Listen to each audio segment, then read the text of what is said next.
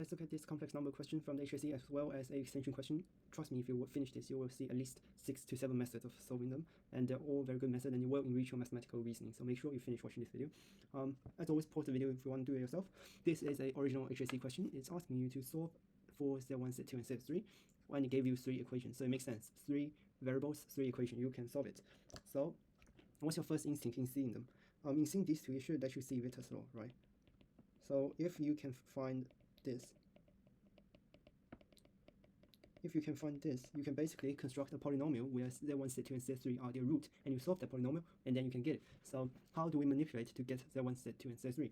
So first, by inspection, I think it will be fairly easy to know that all these are 1, right? This step should be easy because, I mean, it's my first instinct, so it's telling you that all these roots, where does it lie on? It lies on the unit circle, where it's 1, it lies on here.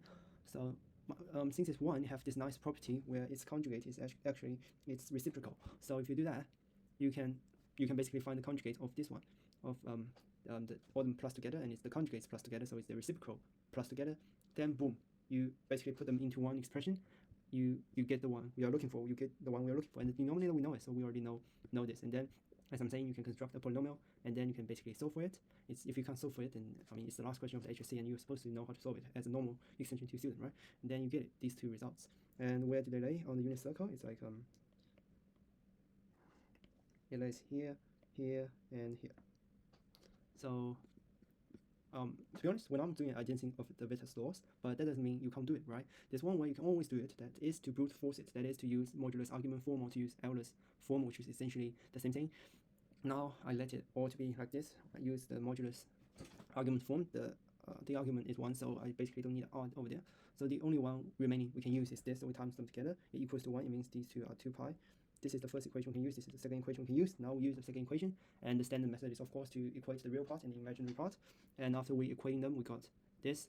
Now how do we solve it? Of course we need to plug it in here. So I think we should start with the easy one. Always start with the easy one. Don't try to solve the hard one, because you can use the easy one by getting an expression and subbing the expression to the hard one. So after I sub in, you can just first move it to the other side and then sub it in, and then use this trig property. And then after you reach this, how are you going to approach it? My way is to do sum to product, because you always want product you can do factorization, and then you can get the result. But if you have a lot of sum, you can basically do nothing. So I do product to sum here, and I find out this alpha plus beta over 2 term. And of course I want to construct the same thing, so I use the double angle formula here, and then I can move it to the other side and factorize it out, and then I can basically get these 2. It's either this is 0 or this is 0. So I do this one first. It tells me alpha plus beta is 0, and then I can basically plug this very easy expression into this quite complex expression, plug into 1, right? I will get this result, and I know after some very easy algebra, alpha is pi over 2, so beta is minus pi over 2, so gamma is 0, because I know from here that the sum is what? Because their sum is 2 pi. Oh wait, if this sum is 2 pi, then it's 2 pi. But you know, it's really the same thing, isn't it? Because it's a periodic function. All the trig functions are periodic, and you plus 2 pi, you minus 2 pi, doesn't matter. And we look at the second scenario, it's this. So of course these two are equal. You use some easy algebra, beta is 0, then you get alpha equals to 0. What is that? Alpha equals to 0, then alpha equals to this, and then what's the other root? The other root is 3 pi over 2, which is essentially the same thing as the other case, because there you have a 0, you have a pi over 2, and you have this, which is altered by 2 pi, so it makes no difference. After you plug it back in, you've got this result.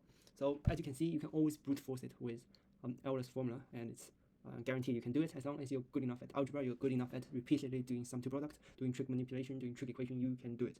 So now let's look at a very similar question, and let's see if you can do it or not. To be honest, do you know what's my first instinct when I saw this question? I was thinking I've done the HSC question that's like this. I've done the exact same question, but the HSC question is not this question. They are slightly different, although they do look very, very similar. So basically, now it's asking you to prove it's an equilateral triangle, and it gave you 2 equations. So it's telling, right? It's very telling, because 3 variables, and only 2 equations. What does it mean? You can't actually solve it. You can't solve the exact value. So actually, we can look at this approximation here. So these are all possible values that fit. So if I drag one, the other 2 moves, but there's no one fixed value. You have infinite sets of solutions here. So what's the ways we can do it? So let's try by brute forcing it. Just if you know it's 1, then you can basically just assume it's in this form, and you add them up together. Now here I divided it by gamma, because basically if there's 3 variables, it makes me very hard to do it, and it would be nice to see one here. So and then I can basically equate the real part and the imaginary part. So here is a very easy equation to solve. So I start from here, always start from easy. And then you can get this expression after some manipulation, find out it's something like this, and then you plug it back in, you find out they're all equal to be this, and these two angles are 2 pi over 3. So what is actually the geometric significance of it? The difference between two principal arguments means the angle between two vectors in the Algorand diagram. So this is 2 pi over 3, this is 2 pi over 3, this is actually 2 pi over 3 as well, and these two sides are equal, they're all 1, thus it's an equilateral triangle.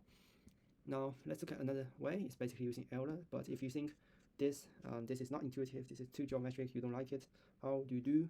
You can basically do this, where you return to the most fundamental definition of equilateral triangles, that is the three sides are equal. So how do you brute force it? You basically minus them to find out the expression for the distance, right? And then you can do some algebraic manipulation. Again, you need to be very good at it.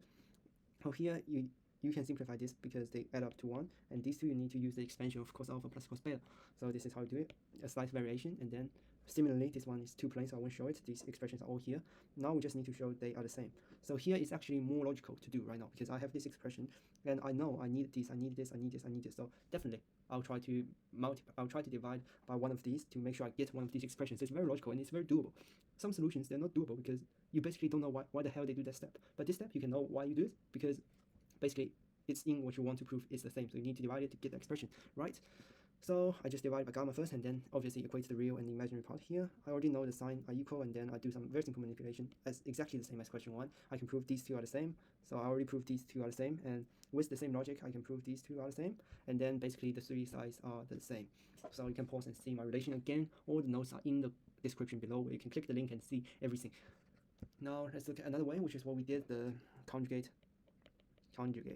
for z equals to 1, which is the important conclusion of conjugate of z equals to 1 over z. This is a very, very important property.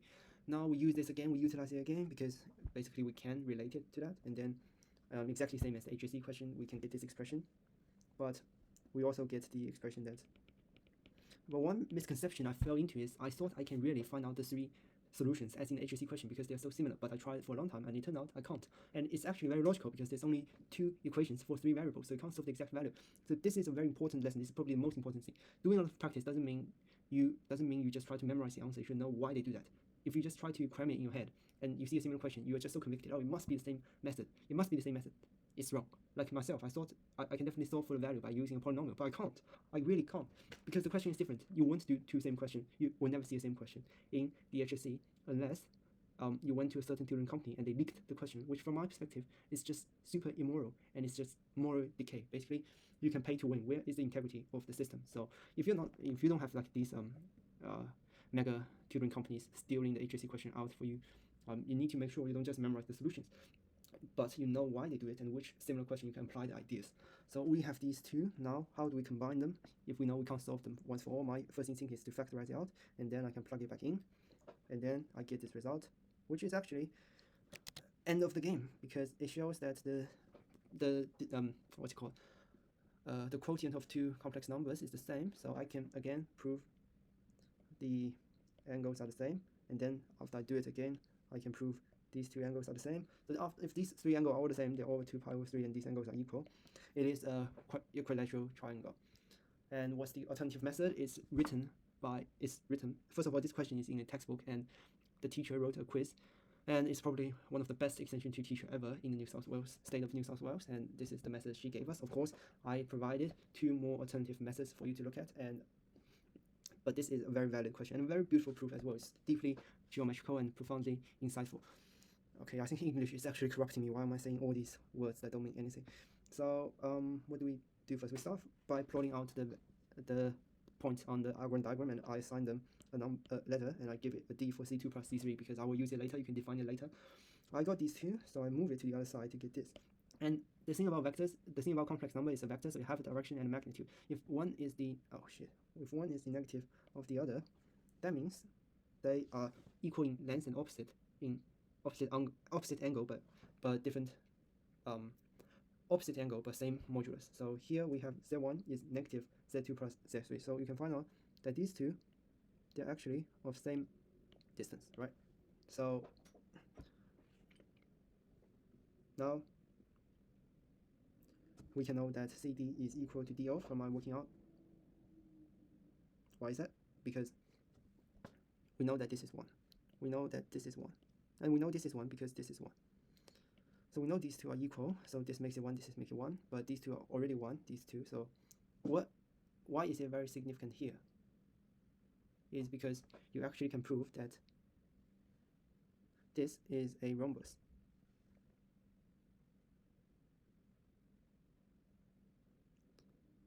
Wait, what? Do I actually know the geometric method? I don't think I... Oh, yeah, yes. Yes, I'm actually being stupid, because I'm not good at geometry. So the thing is, let's just start, oh crap. Let's just start from the beginning. Okay, today is actually a total disaster.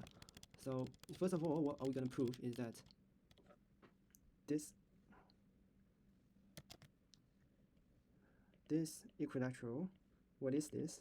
First of all, by vector addition, it is a parallelogram because it's vector addition. And then, because this is 1, it is also a rhombus.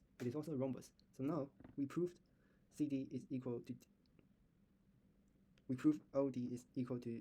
CD is equal to DO, so Z2 plus Z3 is 1, right? This is equal to this, so this is equal to this. We prove this is 1, this is 1. And I know this is 1 as well, because it's a rhombus. So if it's a rhombus, what do we know? It's 60, it's 120, it's 60, it's 120. So again, we proved here in this triangle, I have 3 120s. I have 320 degrees here.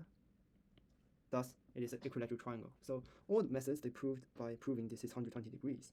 But the only, like, I think these two is kind of disappointing, isn't it?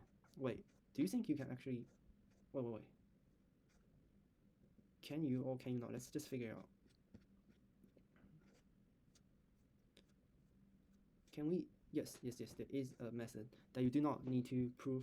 You do not need to prove it's an equilateral by using this weird 120 degree method, because you can simply prove the lengths are equal, which is fantastic. It's like my dream proof. So sorry for this video, sorry for all the fuss, sorry for all the interruptions, but this is a really good question, and it shows multiple methods are applicable towards different contexts. And just click in the link in the description if you're watching YouTube, and then you can see the full notes. If you're using Instagram, link is in bio. If you're using TikTok, unfortunately I don't have 1,000 followers, I cannot insert any form of link. So either follow my Instagram or follow my YouTube.